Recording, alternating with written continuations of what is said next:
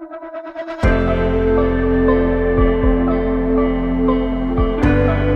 well, welcome to the podcast. I'm Joel here with my dad. And we are so glad you're here. I'm Rick. Yes, and today we have a very, very special guest. One of my favorite women in the whole world. She was my favorite for a long time, but then she got replaced. But it's my mom. Mom, hey, welcome. Hey, it's good to be here. Thanks for including me. Yeah. So what I wanted to talk about is I'll never forget when this was shocking to me and just totally blew my world open. When I was listening to you guys talk at a marriage event one time. Oh my. And you said, and Dad said, we were completely incompatible for marriage. And if we can make it, anyone can make it. Plus because we were way too young. We should not have been. So I want to talk about incompatibility in marriage, because I know there are a lot of people out there that you just go, there's just too many differences here. Yeah. There's no way what's the irreconcilable differences? Isn't that the classic legal term? There's just so many differences. It's irreconcilable. When he's black, I'm white. When he's hot, I'm cold. It's everything complete and total opposites. So what do you do when you find after you're married and it's too late that you are... We didn't know you could get divorced for that. Maybe we should have done that a long time ago. Didn't know that was an option. I don't know. Well, I'm glad you didn't. It's not an option. Yeah, thanks for toughing it out. Probably better we didn't, right? Yes. So, Mom, let's start with you. So the idea of incompatibility in marriage, what do you do when did you discover that you and Dad were incompatible? Before we were married. How so? I just didn't understand why he could get upset or angry with me, and none of my family acted that way. This is true. So my papa and my grandma's mom, and they're very passive. When they get angry, they don't say anything. They bottle it up and then kind of do these weird manipulative, of course they're not alive anymore, but they would do these emotionally manipulative things, right? Whereas Dad's family is just, you scream and hit each other and throw some things and then it's all worked out, right? Over with. It's so done. That's totally opposite, right? Mom's shaking her head. We were trying to be nice by not being so in your face. Right. Okay, so that was one of your differences, right? Was the idea of how you guys communicated frustration. Yes. Right. Yeah. Our families are totally different. Yes. She came from a small, one other sister. A Southern family. I came from a big family up north. Midwest. A large family, 5 kids. Her dad was a executive with an oil company level. My dad worked in a scrapyard. That's true. So you kind of blue collar versus white collar. Yes. Yeah, that's another different perspective on the world. It's a huge difference. Yeah. And I don't think I realized how big a difference it was in the North and the South too, because when I first moved to the South, I was in the military, and when we started dating, she says, "Oh, these Yankees, they're just so hard." And I go, no, they're not, And I'd been away from my family for a long time, went up back to Midwest to visit my family. I thought, boy, these people are really harsh. They're rough, man. They're in your face, man. Yeah. So there is a difference between, oh, bless your sweetheart, dear, and the North. So you had the cultural difference as well. You had the communication difference. Wow. Okay. And probably the biggest difference was she's a woman and I'm a man. That's a cultural difference. A lot of those too. things I thought were really weird about him. I found out later that they're normal for most people. She didn't have any brothers. All she had was one sister. Yeah, that's true. So that's another challenge, is she didn't have any brothers to compare. And I didn't have a sister either. My sisters were all really, really little when I left home. And you came from a big family, which you were number one in. Yeah. And then when you left, then you really never even learned how to deal with your sisters or learn about other women, how to deal with other women. Yeah, because they were all real young at the time. When I left, I think the oldest was maybe 6 or 7 or something. Yeah. Real young. So you recognized this before you got married, but you went ahead and got married. Right. Why? Well, I think it was... Love. It was love makes you blind or whatever. Well, dysfunctional. I don't know. I prayed, and because I knew something wasn't right, and then we didn't do counseling at the time. And I just really, I don't know. I prayed that the Lord would stop it somehow if we weren't, because I knew I would be hurt and we would go through this breakup thing, over and over for a year. We were engaged for a year. We were engaged for a year. Well, of that 12 months of that year, we were probably engaged 8 months of those 12 months. Yeah. We decided we wouldn't tell anybody. Joel, you're going to learn a whole lot more than you want to. So it was off and on. The engagement was off and on. Yes, it was. We just didn't tell anybody because we thought, we'll see what happens here. And I was really afraid to even tell my parents because I was always trying to protect him because I thought, well, I can't be really honest about it. we didn't really have any guidance through it, which is really kind of mind blowing. They'd never heard of the term premarital counseling. No. Her parents kind of kept a hands-off thing. I don't know why or whatever, and my parents were 500,000 miles away, and then her dad, as you know, was best buds with the pastor, but he never even, and he knew we were dating, he knew we were engaged, but he never even suggested, well, why don't we sit down and talk about it? I think it's just his nature. He's not much of a counselor. Our pastor at that time wasn't. And we were really, I was counseled. I was a part of a group and the leader of that group, and another gal, I remember in our church, she would say things to say no. I think she was one that had been married and divorced about 3 times, so she was an expert. But she could tell that we were not really compatible. She knew my personality, and she was concerned for me. Yeah. Okay. So now this is interesting because here, how long have you been married? 45 years. 45. Here we are at 45 years, and you're saying, I knew there was a problem in the beginning, but yet here you are at 45 years. So that to me is very encouraging for anybody that's listening to this. They're like, I think our marriage should be an encouragement to anybody. That's why we say, if we can do it. Yeah. Yeah, seriously. If we can. So when did you, okay, so you knew early on it was incompatible. When did it hit? It probably hit multiple tipping points. But what do you remember early on, a big tipping point where you're going, oh my gosh, I made a bad choice? Yeah, when I realized, Thanks. well, Joel. I mean, it wasn't that abrupt, but it was at one point where I felt like I'd been so hurt, and he didn't understand. He didn't realize he had been hurting me so severely. And I just was crying out to God. And I really felt the Lord telling me that he was pleased with me. And with that relationship solidified, I could move on and go from there. Now that's pretty potent what you just said, that so many times I think in relationships, the compatibility is we're looking for somebody to fill in our gaps, and God's saying, no. What I need you to do is find your completeness in me. Yes. Because unless you get that, you're forever going to be incompatible with your spouse, because your spouse is never here I am preaching to my parents, right? Your spouse is never going to be able to fulfill what you're looking for. Only God can do that. And your spouse is so in some ways we're all incompatible if you're looking for your spouse to fill a hole that can't be filled by your spouse. I wanted him to understand about me, and it seemed like he did not want to understand or could not understand what I was like, and I was always kind of timid to even be bold enough to talk about it, but I knew that God did, and that was the starting point of starting to trust God in a lot of different areas of our lives. So it really started to turn around when you figured out, I mean, maybe I'm putting words in your mouth, but it really started to turn around when you figured out he's not going to help here. Right. We were on 2 different planes, totally different planes. Yeah. And we couldn't meet. Except that the one thing we did have in common is that we both did have a desire to please the Lord. Yes. Yeah. We both were passionate about pleasing the Lord. And that is the only thing. We've kind of looked at it and we said, that's the only thing we had in common, but that was enough. Yeah. And so I just, for anybody who's struggling with this or whatever, that is enough. Just make sure your heart is to please the Lord. In fact, there's a proverb that shouldn't apply to marriage, but maybe it will here. Maybe in the Psalms, actually, it says this. It says, if you will make your ways pleasing to the Lord, he will make even your enemies be at peace with you. It is. That isn't a marriage verse, but that's a great one It for you. is applicable. Great one for marriage counselors. He'll make even your enemy to be at peace with Whether you. your enemy is sleeping next to you or on the couch. Exactly. Yes. right. But you make your way pleasing to the Lord first. Yeah. Because what we try to do is many times please the other person, and we just end up making it worse. So when you guys discovered your incompatibility, but you found what you had in common, how would you get other people, what would you encourage other people to do to lean into what they have in common? Because I mean, you got to start small, right? So how would you go back to what you have in common? I guess first, did you have a discussion about this, or did you just kind of know deep down? We really couldn't talk about it because it would end up in an argument. Even on stuff you agreed about? Like we both want to serve the Lord.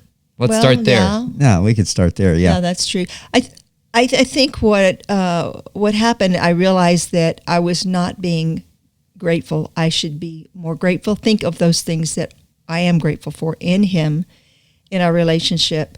That made a big difference as well. So starting with gratitude for what he was, but instead of focusing on what he wasn't. Right. That's pretty potent right there. Yes. Yeah. And I realized that's where I lived most of the time, is his inadequacies for my needs. Right, and if you feel like you're completely incompatible, then you're going to see all the inadequacies. That's right. If you focus on that. Yeah, that's pretty. Yeah, whatever you focus on always becomes bigger. Mm-hmm. So if you're focusing on the areas of your spouse that don't meet your needs or that you aren't happy with, and that's going to become all you see, really. And when it affects your feelings and makes you feel rejected or things like that, those are so easy to focus on because they're so potent. They're so big in your life. Mm-hmm. I think the other thing would be that we never even would allow ourselves to talk about divorce. And again, I think I tie this in with the idea of what you focus upon. Because if you're focusing upon all the problems, that's all you're going to see. And if you begin to focus upon, well, maybe we just end, or maybe then that's going to grow bigger and bigger and bigger. And when you start talking about things like that, when you start allowing your mind to wander into those pastures and into those fields. What it would be like if you were divorced. Exactly. Yeah. Then all of a sudden, those things are going to become overwhelming and destructive to you. Yeah, I never remember hearing you guys even mention the idea. I never had doubts in my mind that you guys would stick together because there was no conversation of, even in joking. And I've heard some couples joke like that. Like, well, I guess if it doesn't work out, we'll get a divorce. And I'm like, yeah. And again, you don't want to be too legalistic, but man, there is something when out of the abundance of the heart, the mouth speaks. There is an element of, if you speak it, it's showing. Yeah. Yeah. And a lot of times what we say, there's an element of truth in it. You do not even want to go there. You do not even want to entertain the thoughts of that. I would say even in a joking, careless manner, even though I did kind of at the start, as I did that at the start, as I said that sort of thing, something in me was saying, you're out of line. Yeah. Can we go back and erase that, by the way? It's out of line to do that. It really is, even in a joking way. Well, and even that's, and especially as a threat. Because as soon as that threat comes in, you talked about the defense mechanisms, Mom, where it's like once you've been hurt, the defense mechanism, the wall comes up. As soon as that wall comes up, it's not going to come down easily. Well, you've just built your house on sand. You've just taken any rock that you had and filled it in with sand underneath there, because now the person's totally insecure and totally, well, this could happen. And I think one of the largest struggles that I faced too is for years, I would always go back and of course forgive and, but then in the back of my mind, it was like, is he going to do it again? Is he going to do the same thing? Is he going to hurt me again? Is he going to put me in this vulnerable place where I feel helpless? And when it would happen over and over again, I felt like it wasn't, I lost my train of thought. When it happened over and over again, did you not see like a way out? Right. Yeah. Right. So you just put the wall up. If you can't get out, you just put a wall up. Yeah. I did, but I would go down, but I could never fully open my heart anymore. Did having kids help with the incompatibility, or did it bring it out even more? Because sometimes, having kids can just keep you so busy and distracted that you just can kind of ignore your lack of compatibility with your spouse. And that's why you see people, they break up after the kids leave the house or something like that. Yeah, I can see how that did would it make it worse, or did it make it easier to ignore?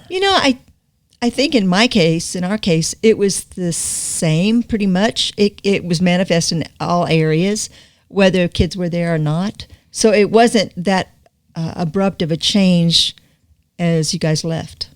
Yeah, if anybody thinks that kids is going to solve your problem of incompatibility, you're way off track. It doesn't happen. Right. Or what about the idea of kids will bring us together? No, that doesn't happen either. It might. You might be so frantic that you don't recognize. It could be a buffer for a while, but it's not going to bring you together. Well, but I understand they're saying they would both have something in common, and in that way it might, but that's just a small percentage of all that's involved. Yeah, it's not sufficient to hold you together. Where has Dad's... So this is what I've seen, and you've probably seen it too in marriages, is it's the stuff that ends up irritating us about our spouse that's the stuff that drew us to them initially. Oh, yeah. Right? Mom's like, I'm not so sure about that. She's trying to think of something that drew her to me. Yeah. So my question is, what have you learned from Dad's different way of looking at the world? What have you learned from that? It's a blessing that he has, that he can come join with me, and we're more complete. I can't think of a specific thing he did or whatever, but it's just here's the one manner. So we both have this in common. I probably got it from you. Thanks, Mom. Anxiety, right? Yeah. I'm just kidding. Not really, but And kind I got of. it from my mom. Yes, and you got my it from grandmother. the sins of the fathers. So That's right. the anxiety thing, Dad doesn't have a whole lot of anxiety. No. Yeah. So has that been a blessing? Yes, that is true. Except That is when you true. see a freight train coming that he's ignoring. Except that it sometimes seems insensitive. Oh, now that's an interesting thing. So the good thing about him is that he doesn't get all uptight and worried. But when you're saying we should be worried together about this is insensitive of him for him to just be like, hey, get over this. Yeah, I would take it personally, like he was rejecting me because I was worried about it and that there was something wrong with me. So That's interesting. Dad, what have you gotten from Mom? Well, I have learned, you wouldn't know it by this podcast, but I've learned to control my tongue some. She's a very gracious woman and has done her best to kind of polish me up and make me look a little more presentable in public. Yeah, which is that could be the negative 2 thing, because like Papa and Grandma would just hold their tongue and they wouldn't express it, right? But that also kept them from saying things they regret later and go, oh, I shouldn't have said that. Right? Need to be said, yeah, exactly. yeah, he had a boldness that I did not have.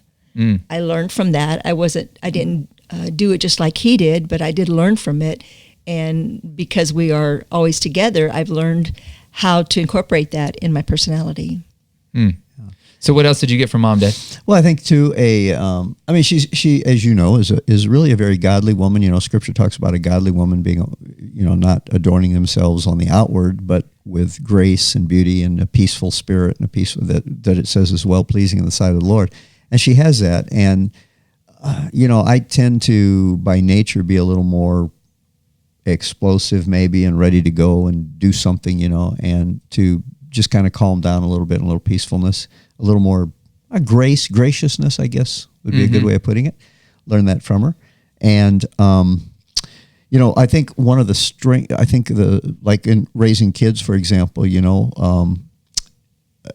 one of the things I really attribute you guys and your who you are to a lot of the fact that she focused on building a home and we had a safe base. Yes, I completely agree with that. And yes. so I know many times she kind of feels, because, so many women today, it's, they've got careers and they're doing this and they're building a home and all that sort of stuff too, and I know sometimes she kind of feels like, well, I'm not living up to the standard or something, and I try and tell her over and over again that was really a strength that we had. And we always had meals together. I mean, even after some of us were out of the house, it was once a week, twice a week, we would all gather around the table. There was a home nest to come home to, even when we were trying to branch out on, kind of flap our wings out there. We could always come home to the home nest that Mom had made for us. And I still like that. Yes, you do. You do. In fact, we're at your home right now. I just had lunch together. Yes. Yeah. And there's such a strength in that. I mean, now the psychologists and the police and all those have all these surveys and things talking about the value and the importance of a meal together at least once a week. And they've got statistics to prove it, but we knew it just kind of growing up, and it was so easy to take it for granted too, because she did it so naturally and she did it so just as much of part of who she was. But I remember there were times that she would push through and just insist upon it. It was like things were kind of getting busy, and I think particularly when we were pioneering a church, you guys are young, or when we're, then she would just insist upon it. No, make sure you're here for this, and make sure that. Yeah. And, okay, all right, But it was a real strength, and that was something that, I think built our home and made our home a safe place for you guys to be nurtured and grow in. Sometimes I wish that I could be like the women nowadays are so self-sufficient, and they make their own way, and they can just make money just as much as the husband can, or be productive just like the husband can. I never felt like I was that productive. In that way, I think it was a blessing, but I see it as a pitfall today in a lot of women, because they can, just if the going gets really tough, I can make it on my own. And I never felt that I could. I think that was a blessing, a real blessing to me. I did have to learn that I am sufficient in the Lord, so that, as you mature, you have to change that mindset. Now that's pretty deep right there. Like, because we can become so self-sufficient financially, maybe even emotionally, you often tend to think that, well, I don't need this guy anyways. But there is an element of recognizing that, but that runs thin, because we actually see that you think you can do it, but then you start doing it, and then people burn out and realize you really can't do it. We're not made to be our own rock, our own island. So yeah, I think it was a great blessing to me. But now when I see it, I think I can evaluate.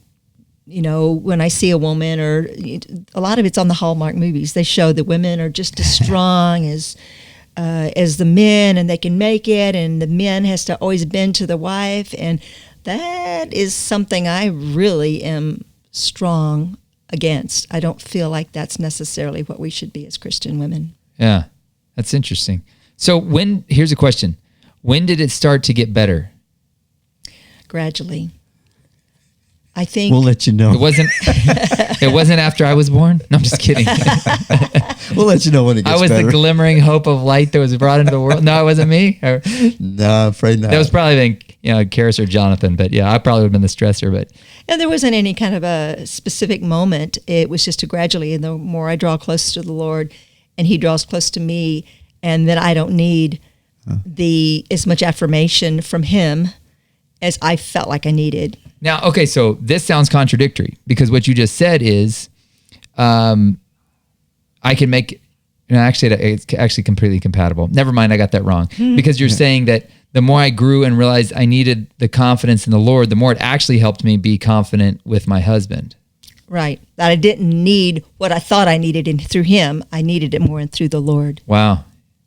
And can you pinpoint a moment where you had an epiphany, or was it just it was a slow it was a gradual build? Thing. Yeah.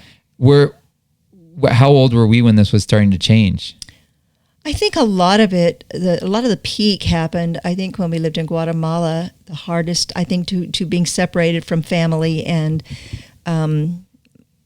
people I felt real, close to, and I think it went to a climax there. And as we moved back, and you guys started leaving, that was about the time you guys started moving on and doing your own things, I realized that I needed Him more in my life. The Lord. So essentially when we lived in the U.S., you always had your parents nearby. So when you were actually kind of pulled away from the support of them, That's right. You were forced to... I agree with that in my own experience now that I think about it, because when Emily and me, when we had been married about a year, we ended up moving down to Mexico and then moved to Peru. For about 2.5 years, we were away from everybody, and we had to kind of learn to stand on our own 2 feet. And it was uncomfortable. But we learned a whole lot with that. So in some ways, the idea of literally, that's the classic leave and cleave. Yeah.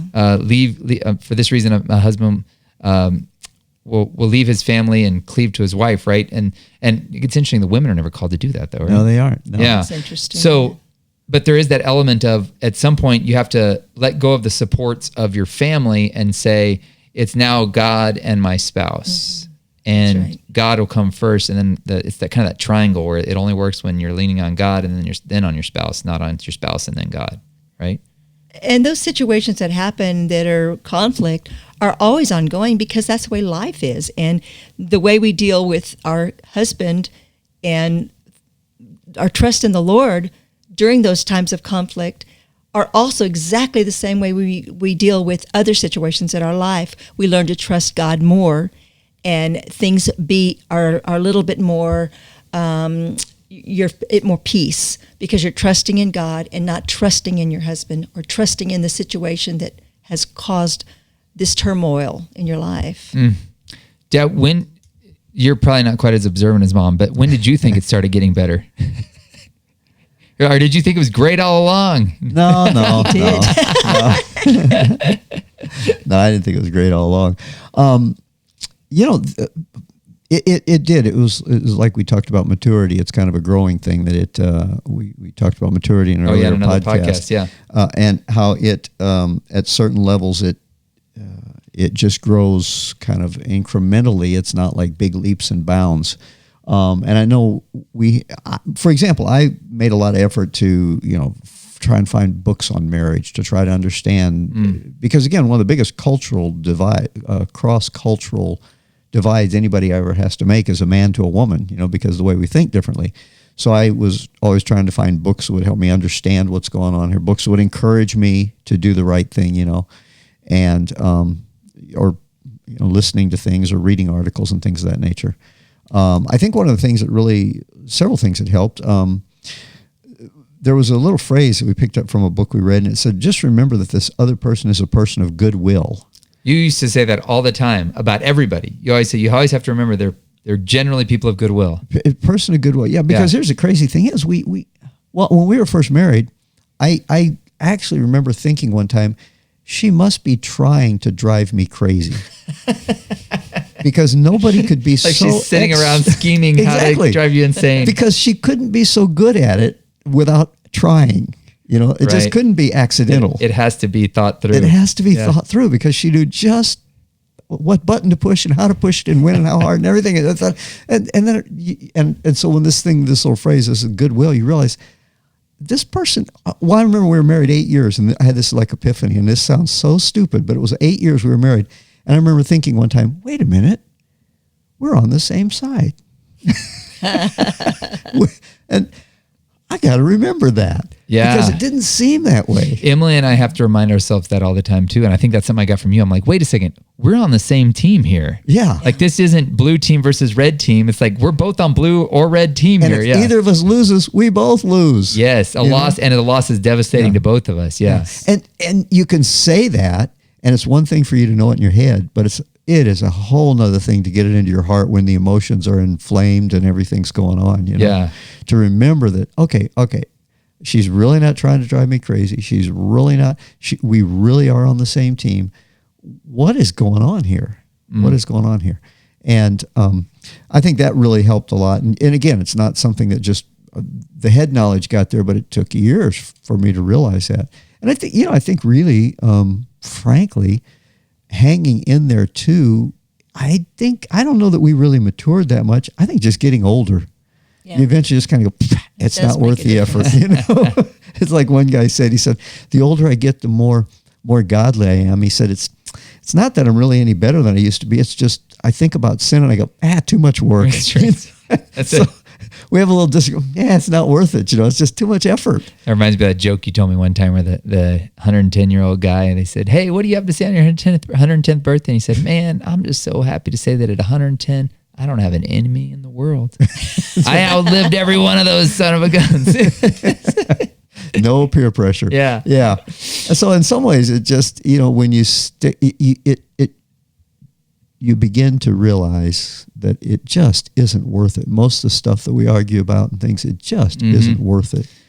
And I don't know, maybe the drop in testosterone level, I don't know what it is, chemical or what it is. So here's another thing though. The longer I'm married, the more I'm convinced that if you aren't fighting, it's because you're ignoring some things. Where do you think the role of conflict is in marriage? And because fighting might not be a good, not physically hitting each other, arguing, conflicting, disagreements. If there's not some disagreement, if there's not some conflict, because again, typically what draws you to the other person is the things that you're lacking, or the way they see the world that you're like, that's really refreshing. Mm-hmm. Yeah. And then later it drives you crazy. Yeah.